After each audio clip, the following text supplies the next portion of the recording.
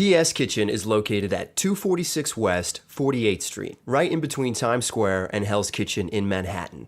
PS Kitchen is dishing out sophisticated fare using fresh ingredients. They have signature cocktails, a late-night menu, and a full event space upstairs. Check it out, ps-kitchen.com. They serve brunch, lunch, and dinner until 11 p.m., Sunday to Wednesday, and until 2 a.m., Thursday, Friday, and Saturday. It's plant-based, and all profits go to charity. So check them out, ps-kitchen.com.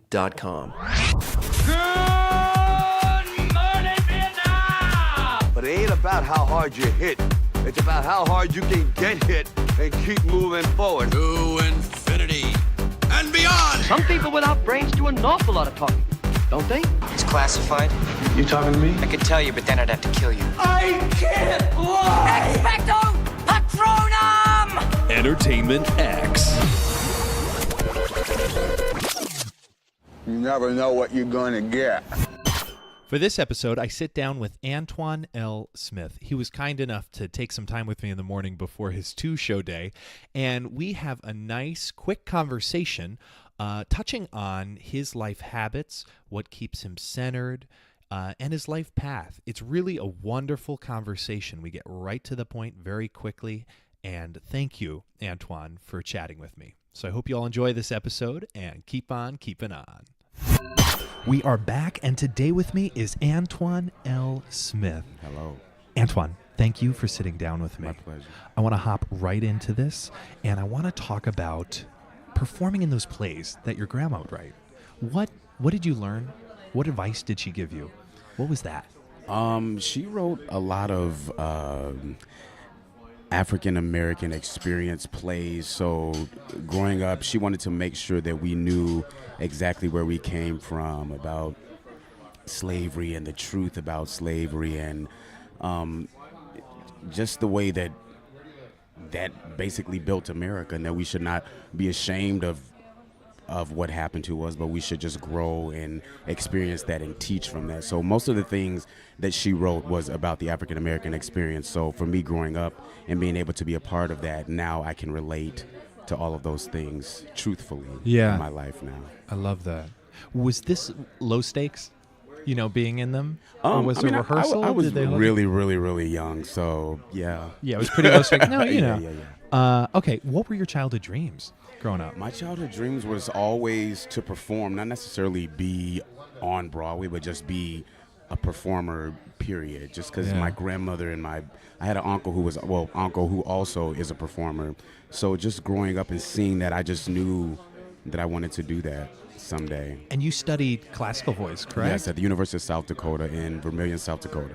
What was that moment to decide and go do that? What did you love opera? Did you love in high school? My music teacher Russ Clifford actually introduced me to it, as well as musical theater itself. I mean, I knew what musicals were, sort of, but not that it was actually called musical theater. Okay. Until I really got into musical theater, and he just saw something in my voice and was like, "Hey, maybe you should try to sing some classical." And he had like the 26 Italian songs, and had like Caro Meow Band and all these other songs in them. And from that, I just continued my love of opera, and I wanted to be an opera singer. Yeah. But then musical theater just kind of snuck in and took over. As it does. Yeah. As it does. Would you consider him one of your mentors? Absolutely, without a doubt. Were there any standout piece of advice that he bestowed upon you? Just work hard. Yeah. At whatever you do, just work hard. I know that sounds cliche, but work hard at whatever you do. Like, you have to. It pays off, and it shows. Absolutely. And I was doing some homework because you had a nice interview with Colby. Yes. Who was you guys did Saigon together. Yes. And that was one thing he commented on, was that you're always in the corner going over your stuff. Yeah. And it's funny how, in a 30-minute interview, that comes up. Absolutely. It's noticed. Absolutely. Hard work really does pay off. Yes, it does. What did your parents teach you about work ethic? Well, man, just watching my parents, they didn't have to teach me anything. Just seeing them and witnessing it for myself, like, that was enough teaching in itself. But what did you witness? Just they're working 8 and 10 hours a day, and just making sure that me and my brother had whatever we wanted, so that we never had to struggle. I mean, of course, they let us struggle a little bit when we needed to, just to show us like, hey, sometimes you're going to struggle, but they wanted to just make sure that we had the best that they could possibly give us. So they worked hard in order to do that. And today we are living examples of their hard work and their discipline and their laying the law down when they had to. What did they teach you about kindness? I mean, just the general, be kind to human beings. Just be respectful to everyone, because you never know when you may see that person again. You never know. They may be your boss someday. So just try to be at least respectful. You don't have to agree with everybody, but at least be respectful. Jumping into being kind to everyone, you don't know when your paths are going to cross again. I'm gonna tie that into relationships in this industry, because it's a small industry, right? And I'm curious what your views are on relationships, good, bad, or otherwise. I think that relationships in this field, especially Broadway, is very, very important, because, like I said, you never know when that person might be casting you, or that person might be directing you, or that person might be, I don't know, tied to somebody that you know, and they may say, oh, no, this person is hard to work with, or this person is great to work with. So I think relationships are essential to making it in this business. Positive relationships. Yes. Is there a story or a moment of relationships assisting you in your career path? I think every relationship that I have in this career has led you to this moment, because I just try to keep them all positive and just connected in the best way. So I guess I have to say every relationship has helped me in some way. I can't think of like any specific way where somebody was like, well, I mean, I guess like sometimes when you get just offered a reading or offered a play or something like that, instead of having to audition, I guess that just shows that you want to be, people want to work with you. That people want to work with you, and people respect you, and that you respect them, and you do the work and you get the work done. Yeah, it's the truth. What do you feel? What are your feelings on being prepared? Preparedness in life, preparedness in this field. What comes to mind? I think, first of all, you have to be prepared in your personal life, because if you're not prepared in your personal life and this business can really be a crazy thing. And as far as, I guess I'll just use going into the audition room. If you go into the audition room and you're prepared, there is no way 90% of the time that you should leave without that job. I hate to say that, but sometimes people go in there and they say, oh, I'll just learn half of this and I'll just learn half of this. And then they want to hear the whole thing, and you're sitting there not prepared at all. And they're like, does this person really want this? So just try to go in 100% prepared. I'm not even going to say at least 50% prepared and then you'll just figure out the rest. You have to just be prepared. And I feel that the same way in life. Like, you just have to always be prepared so you don't have to get prepared. Yes. Well said. That makes sense. That makes a whole lot of sense. I hear that. Okay, so maintaining trust in your journey, because it changes, it ebbs, it flows, right. It moves left and right. How have you stayed balanced? How have you maintained trust in that journey? I have a very close group of friends who we keep each other real, and whenever we have problems, we can talk to each other about them. I think having a good family or a good group of friends that you can trust in is also very important. And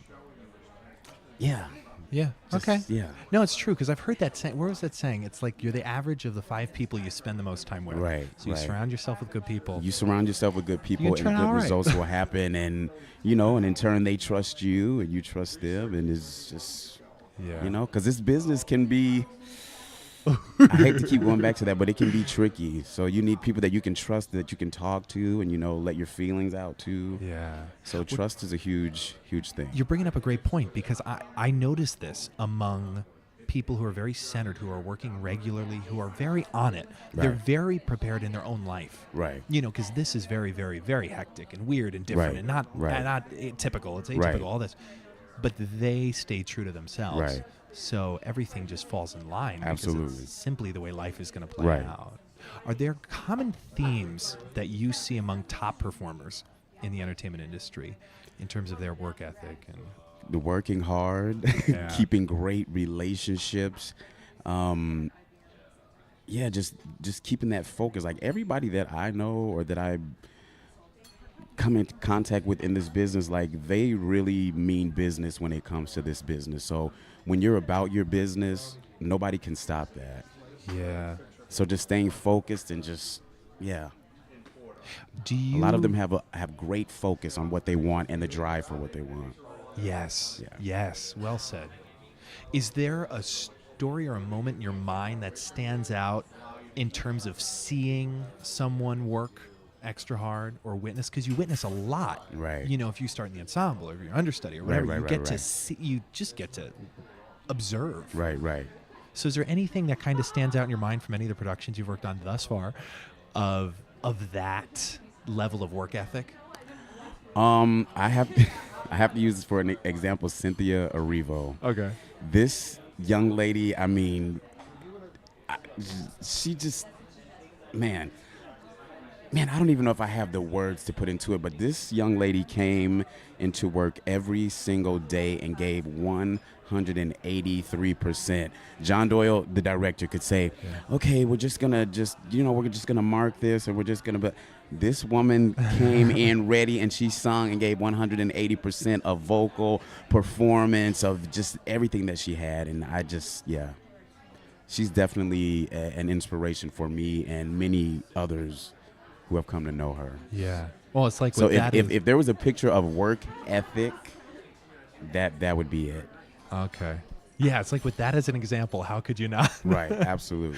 There was a night, I think it was, so you understudied John in Saigon. Yes. And there was a night that you went on right at the beginning of Act 2. Right. Did that happen more than once? No, that was the only time that has ever happened. I was there that night. Oh, man. And it was phenomenal. Thank you. To see you, because they made an announcement right before the curtain, and you were up there, and it's like John's number.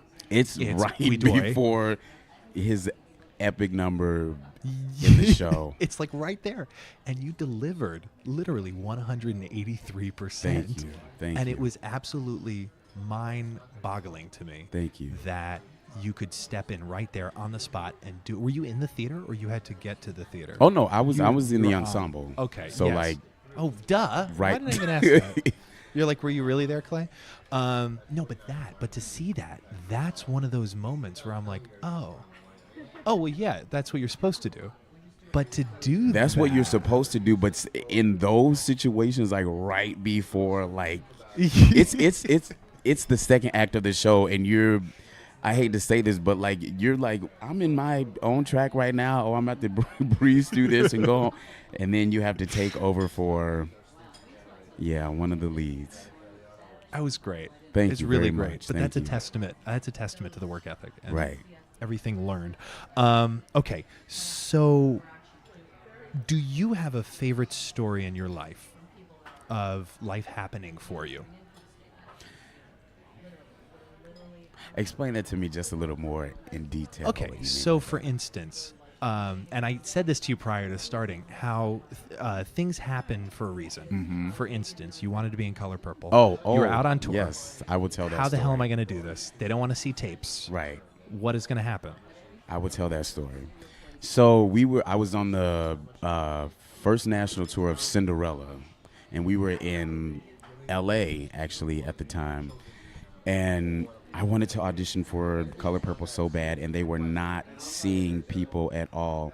And for some reason, we had a layoff coming one of the weeks that they were seeing people, and I was like, okay, well, I'll go there. Hopefully they'll have the callbacks within that week, and they'll do everything within 1 week, which is sometimes unheard of, but sometimes it does happen like that. Yeah. So we had just happened to be on a layoff for that week, so I went to New York City. I was able to get an appointment, had my audition. I think I had a callback maybe 2 days later, something like that. Then we had to go back out on tour, and I was like, oh no, I'm never gonna be able to be seen, blah blah blah. Come back and finish the audition process. But prior to that, 6 months before, I had put in my vacation, And the week that they wanted me to come back for my callback, my vacation happened. And I had like 2 or 3 callbacks within that week. And like the last day of my audition, I was doing something at 54 Below or something like that. And my agent called me and she said, where are you? Where are you? And I was like, I'm on 54th Street, blah, blah, blah, blah, blah. She literally ran their purse dragging in the street. She was like, Antoine, you got the color purple. So, yeah, life worked for me at that moment. It was destined for me to be in that. Yeah. And I got to play Jennifer Hudson's husband, Heather Headley's husband, Jennifer Holliday's husband. Like, it was great. It was great. It's just unreal. It's unreal. I mean, you couldn't plan it. Couldn't have planned it. No. Life has to. Did that, all right, I won't even say that. Which character, if any, have taught you the most about yourself? Is there any that you've played that have taught you the most? I think maybe Tom Collins in Rent. You know, you have to be able to take people for who they are. You have to love people for who they are and where they are. And, you know, Rent is about just a group of people who just don't quite have their life together, but somehow they pulled it together for each other whenever they needed each other. And that character just taught me so much compassion about people, especially nowadays. Like, you just have to have compassion and understanding for everybody. No matter if you get along with them or not, if you agree with them or not. Yeah. Probably Tom Collins. Okay. I want to touch on Carousel for a minute. Yes. Because you're going there after this. I'm definitely going there after this twice today. How's the journey been with Carousel? It's been great. First of all, having working with Josh Henry, who I've looked up to his entire career for the past 10 years, and to finally be in the room working with him and understudying him and just seeing the work ethic of this man. I always say, like I said, the top people, the work ethic is unreal. He had a baby. His wife had a baby. Then the next work day, he was at work. Like, he didn't miss a show. He was like, hey, I have this responsibility here, but I also have this responsibility here. So just the entire experience, the family experience at Carousel, Jack O'Brien directing us in Carousel. I mean, this man is pretty much legendary. And the choreography of Justin Peck, and it was unreal. Renee Fleming, Jesse Mueller, Lindsay Mendez, all these superstars, and you get to just witness their work and their growth. Yeah, quite an experience. Quite an experience. I want to rewind for a second. Did they expect him to be there the next day, or did they expect him not to be there the next day? I don't know what they expected, but whatever it was, he was there. Jeez. He was there. Has not missed a single show. You haven't gone on? No. Oh, wow. Not a single show missed. How do you maintain stamina when doing these 8 shows a week? I think sometimes you have to find other things to take your mind off of it, so that when you are doing what you have to do, like, you're able to focus on that. Let me see if I can word this better.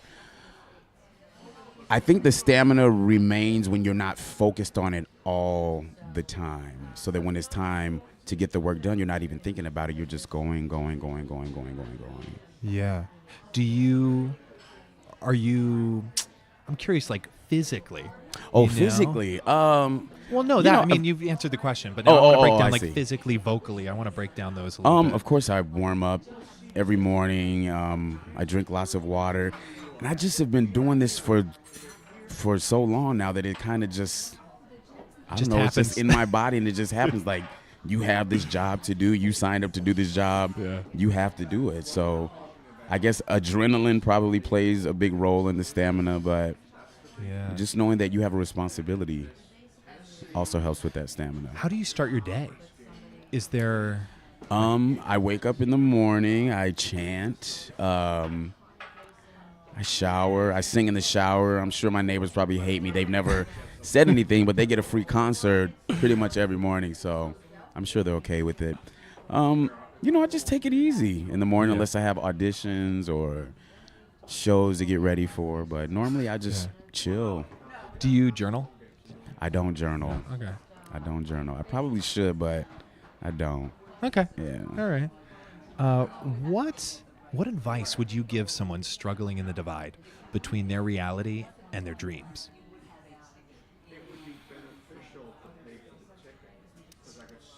I would say don't be so hard on yourself, maybe because a lot of people get so hard on themselves when their dreams aren't coming to fruition. Your dreams can come to fruition a week from now, a year from now. You just have to stay the course, and whatever is meant for you will absolutely be meant for you. So, yeah. Yeah.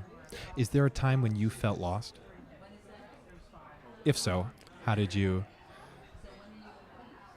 I have to honestly say that I don't think I felt lost thus far Yeah. in my journey. I know a lot of people can't say that, but I don't know. I can't think of an honest moment that I felt lost. See, that's incredible though, because that means you're doing the right thing. Right. You're not. I mean, and even if you do get lost sometimes, that doesn't mean you're not doing the right thing, but sometimes True. you're just blessed to not have those moments. And who's to say that moment may not come for me? It hasn't come yet. Yeah. Thankfully. May it never come, but if it does, in my reality, I'm prepared for it. You're prepared. What are you grateful for?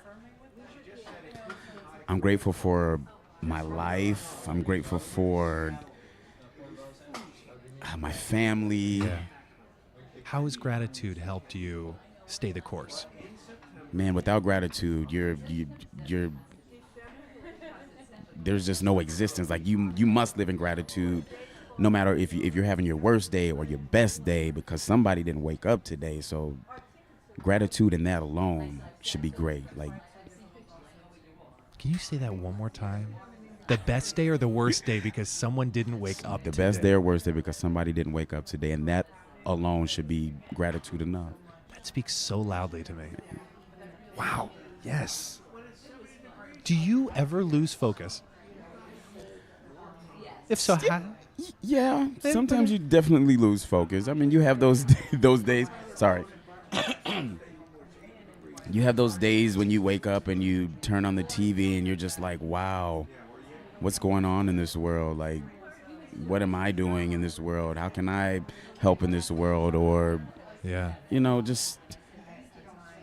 it's just very easy to lose focus now in 2018 just by what's going on in the world. And how do you get back sad. on? It is. It's very sad. How do you get back on track? Again, I have a great family. I have a great group of friends. I'm doing the job that I dreamed of. Yeah. So sometimes that focus, that shifts my focus back to what it needs to be. Yeah. Are there any, well, there are, but which come to mind of standout moments on Broadway? Conversations backstage in the hallway, piece of advice that were given to you by fellow cast members. Does anything come to mind? Advice that was given to me by fellow cast members. Oh, man, I have to think about that one. Let's come back to that question. Okay, sure. I have to think about that. Sure. No, that's fine. That's totally fine. I want to know about your discipline. And it's obviously cultivated. Right. It's learned. Where does it come from? That's a big question. I know I asked a large question. Discipline, to me, I guess also comes with old age. Like, you just know what your limits are. And most of the time after the show, I go home and I make sure that I'm able to get up the next day and do what I have to do. And, I don't smoke. I don't drink. Discipline. Because smoking and drinking is what a lot of people do to chill and, lay back for the day or the night. What do you do to chill? When do I do? I chill every night. No, wait. What do you mean? Like what do you do to lay what do back I do to chill? I see. Honestly, this is probably going to be okay. I like watching the Food Network. I like watching the Travel Channel. Okay. Hanging out with my friends, playing board games, Just I'm a very boring person, actually. Outside of my performing life, my personal life is just a big old chill. A big old chill. That's the truth. Big old chill. If there, I didn't ask you this question before, so I'm just going to throw it out there. If you don't have an answer, completely fine. If you were to do a TED Talk, one of those 20-minute conversations about something you're not known for, is there something that you would talk about? That I'm not known for? Yeah. Like not theater. That I'm not known for. I don't know. I don't think I have an answer to that question. The Food Network. No. No, that's fine. I was just curious. Yeah, I don't know. If something came to mind there. Okay, so how are you, and I think we might have touched on this with friends and family and who you surround yourself with. How do you stay in the light in this polarized world of darkness and light? I try to stay as positive as I can. I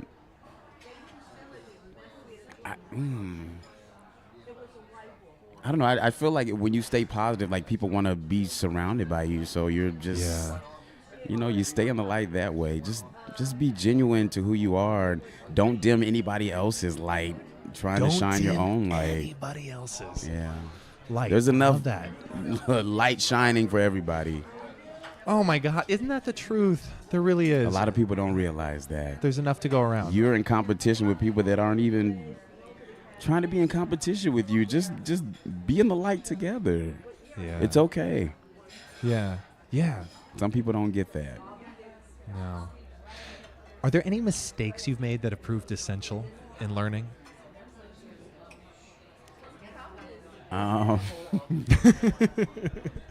Yes, absolutely. I'm not going to say which show it was, but me and a certain choreographer did not see eye to eye on some things and the way that they spoke to the cast. And I'm a very vocal person sometimes when I feel like I'm not being treated fairly. And sometimes you just have to keep control of how you say what you say. Needless to say, I was removed from that job. I'm not going to say which job it was. But, yeah, so sometimes you just got to say things a certain way. Even though you mean well, it may not come off well. So, yeah. Yes.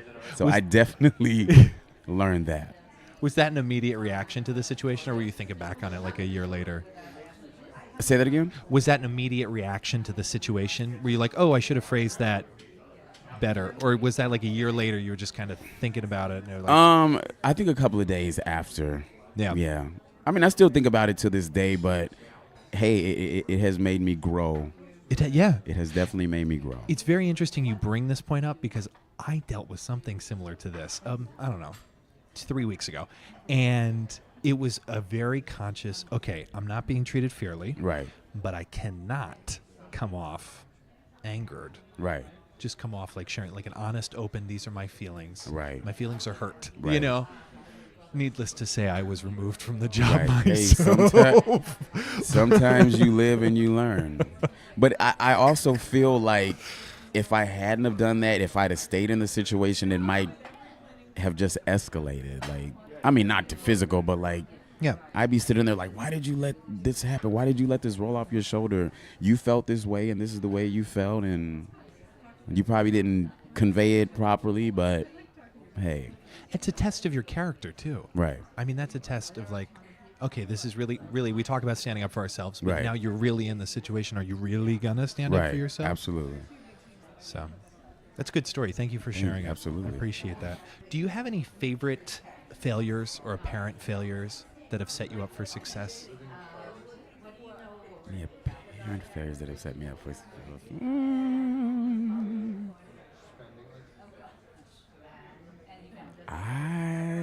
I don't think. None that come to mind? None that come to mind. That's fine.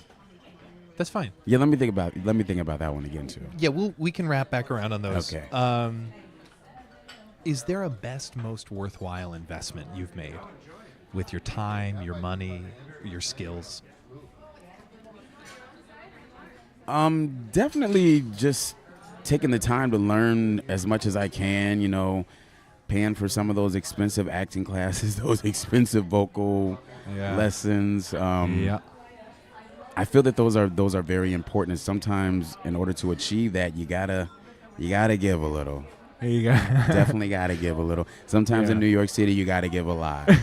But when you're investing in yourself, like, how much is too much? When you're investing in yourself, how much is too much? Like, when do you say, "Oh, I'm not worth that"? No. It's true. It's a thin line. It is. Do you have most gifted books? Any books that come to mind that you'd recommend? Jennifer Lewis, The Mother of Black Hollywood. Okay. If anybody knows who Jennifer Lewis is, she's a being in herself. Mm-hmm. I feel like when she's hired to do a job, they say, we want Jennifer Lewis to be Jennifer Lewis. We don't want Jennifer Lewis to play this person. We want Jennifer Lewis as Jennifer Lewis, just because she's just, oh, man. So that would be the book I would recommend right now. Okay, all right, very good. Common piece of incorrect advice in your field. Audition for everything. Like, you really can't audition for everything because if you go into a room to audition and you've read a breakdown, that casting director is going to look at you and say, "Are you really okay? Because you did read the breakdown.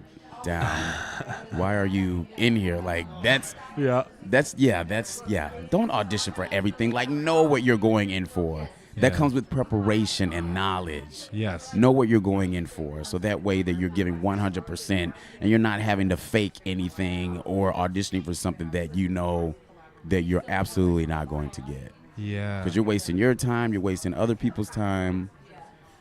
Just know that's a part of it. Just knowing what to do.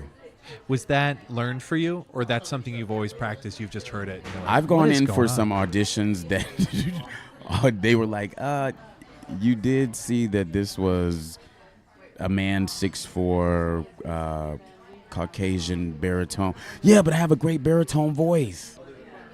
All right, thank you. Like, you just gotta know. You just gotta know. Yeah.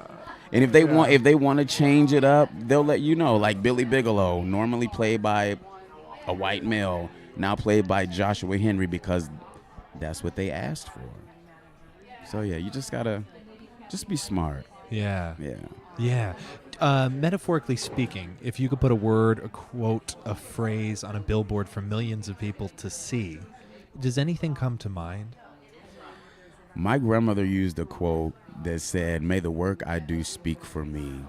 So whatever work you are doing, make sure that it's speaking for you or about you 100%. Yeah. I love that. May the work you do speak for you. Yeah. Antoine, short and sweet. I love this. Short and sweet. Thank you for sitting down with me. Absolutely. Thank you for talking to me. My pleasure. I remember Steven Spielberg came to see The Color Purple, and he was just so moved by what we had done that he wished that he was able to put some of the stuff that we had done on stage in his movie. But, I mean, of course, that was over 30 years ago. But he just said, continue to tell true stories truthfully without trying to sometimes people try to make other people happy by rattling the truth a little bit, but just tell true stories truthfully, I would say, from Steven Spielberg. You've been listening to Entertainment X, the podcast. You can follow Entertainment X on Instagram at _EntertainmentX_. If you haven't yet, go to Apple Podcasts and subscribe, rate, and review this podcast. Join Clay next week for another curiosity conversation on Entertainment X. Thank you for listening.